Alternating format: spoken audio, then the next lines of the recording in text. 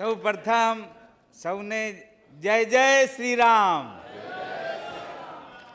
માનનીય અધ્યક્ષ શ્રી આદરણીય રાજપાલ શ્રીએ આ સભાગૃહ સમક્ષ કરેલા સંબોધન બદલ એમનો આભાર માનતો પ્રસ્તાવ સાથી સદસ્ય શ્રી નરેશભાઈ પટેલ લઈને આવ્યા છે. એને હું મારું હાર્દિક સમર્થન આપું છું અને આમાં મારા વિચારો વ્યક્ત કરું છું. માનનીય અધ્યક્ષ શ્રી, ગુજરાત એ માત્ર 4 અક્ષરોનો બનેલો શબ્દ નથી, પણ ગુજરાત એ લાખો અને કરોડોના સપનાનું સાકાર કરવાવાળું સ્થળ છે.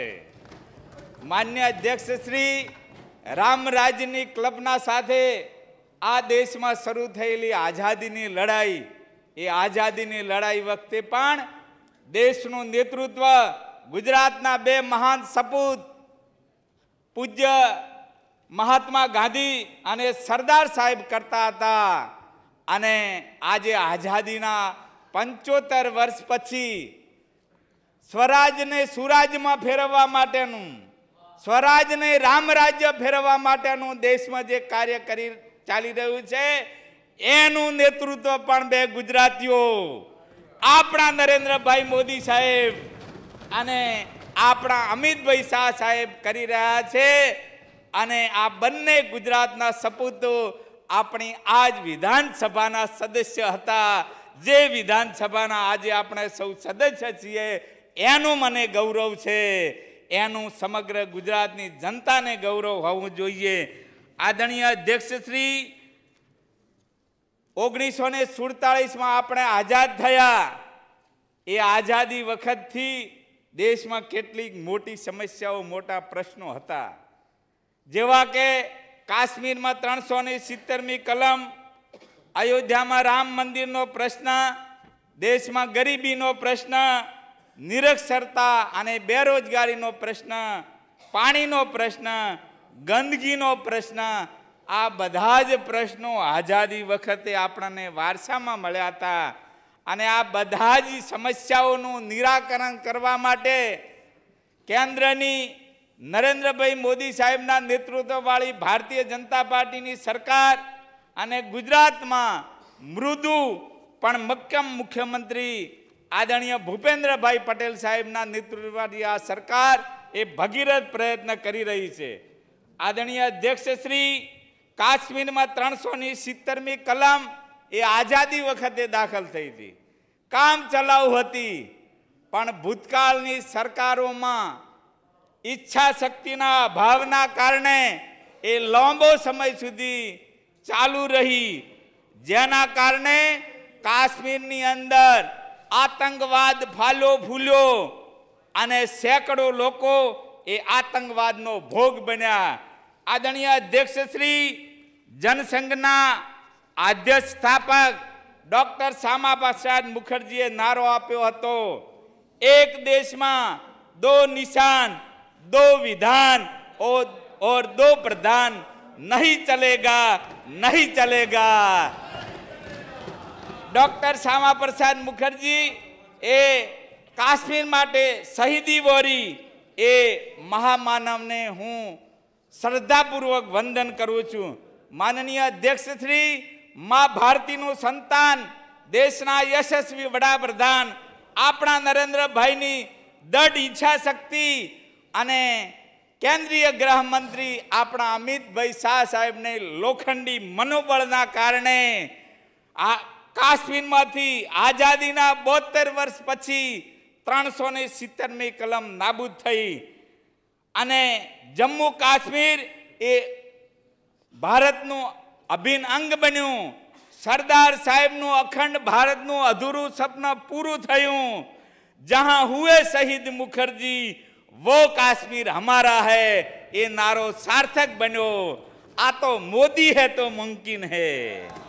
माननीय अध्यक्ष श्री, अयोध्याમાં રામ મંદિરનો પ્રશ્ન 500 વર્ષ જૂનો, જેની પાછળ અનેક સંઘર્ષો થયા, સેંકડો લોકો શહીદ થયા, પણ ઉકેલ નતો આવતો.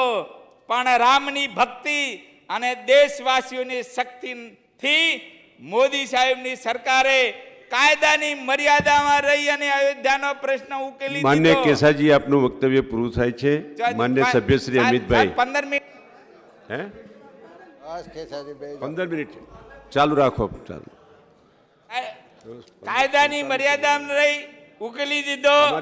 અયોધ્યામાં ભવ્ય રામનું મંદિર બની ગયું અને 22મી જાન્યુઆરી 2024ના શુભ દિને ત્યાં રામલલાની પ્રતિષ્ઠા થઈ। આપણે જોયેલું સપનું આપણી નજર સમક્ષ સાકાર થતું જોયું।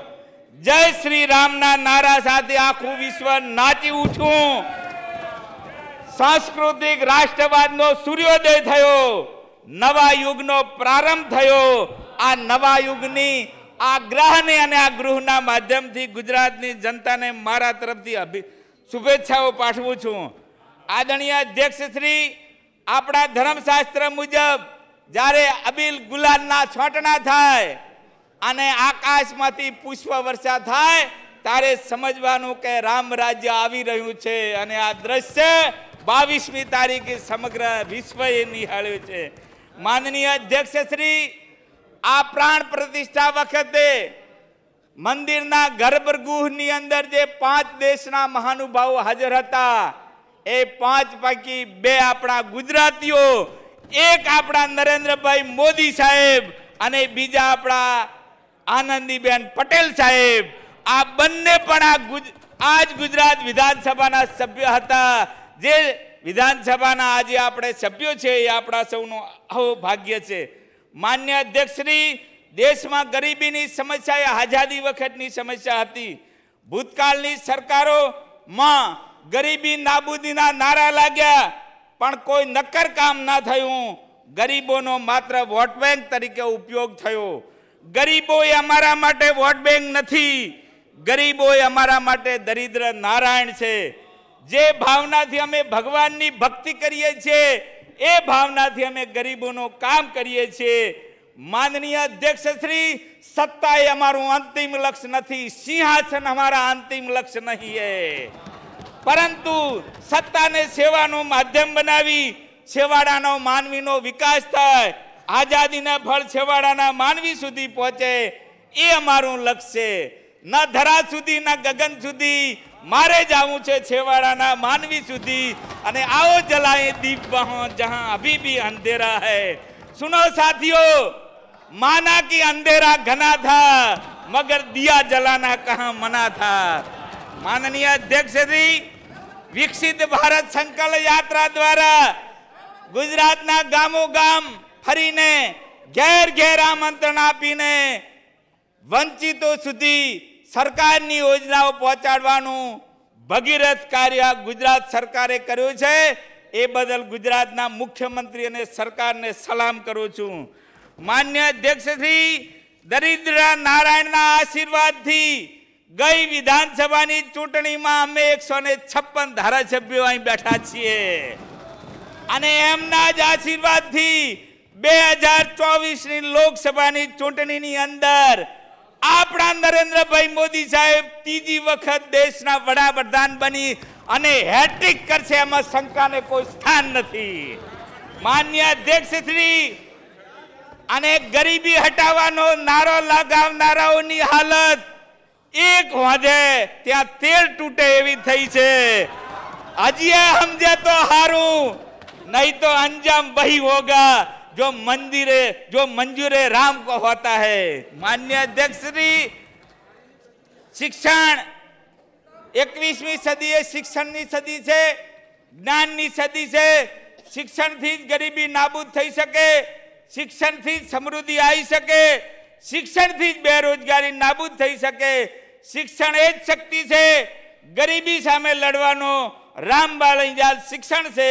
શિક્ષણનો આ સંદેશો એ ગુજરાતના દરેક ગામ, દરેક ઘર, દરેક સમાજ સુધી પહોંચે એના માટે થઈ અને દેશના વડાપ્રધાન અને તત્કાલીન મુખ્યમંત્રી આદરણીય નરેન્દ્રભાઈ મોદી સાહેબ દ્વારા ગુજરાતની અંદર શાળા પ્રવેશ ઉત્સવ અને કન્યા કેળવણી મહોત્સવ જેવા કાર્યક્રમો આપવામાં આવ્યા અને એના કારણે ગુજરાતની અંદર શિક્ષણ ક્ષેત્રે અભૂતપૂર્વ ક્રાંતિ થઈ છે।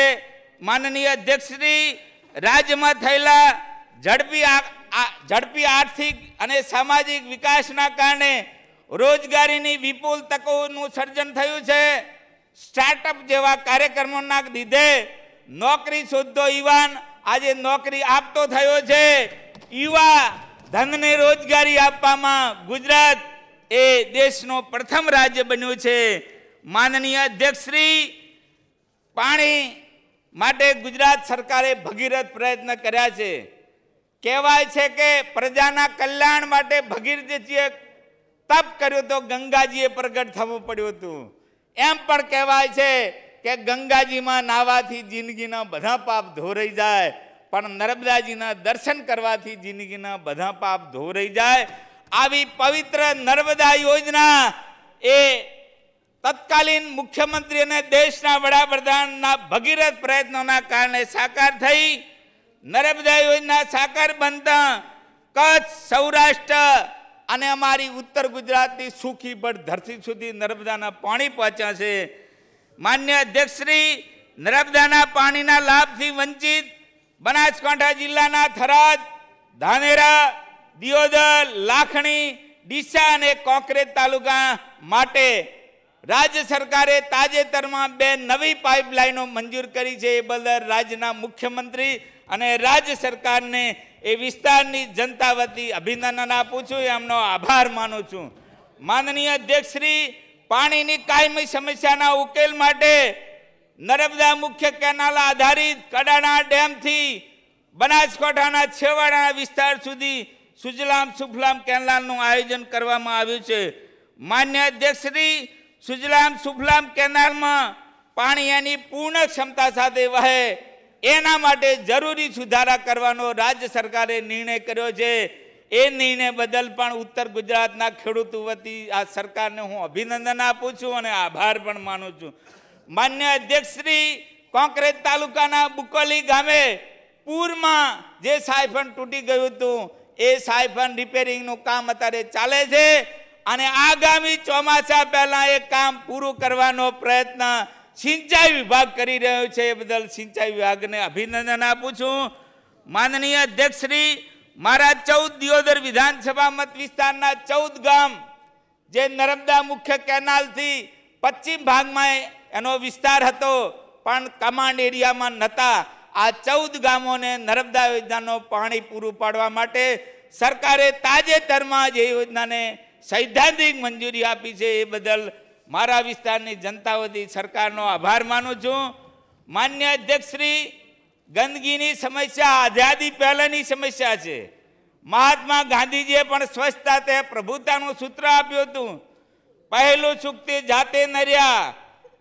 સ્વચ્છ શરીર, સ્વચ્છ મન, સ્વચ્છ ઘર, સ્વચ્છ ઓંગણું, સ્વચ્છ ફળિયું, સ્વચ્છ ગામ, સ્વચ્છ શહેર, સ્વચ્છ દેશ, સ્વચ્છ હવા અને સ્વચ્છ જો આકાશ હોય તો જીવવાની કેવી મજા આવે.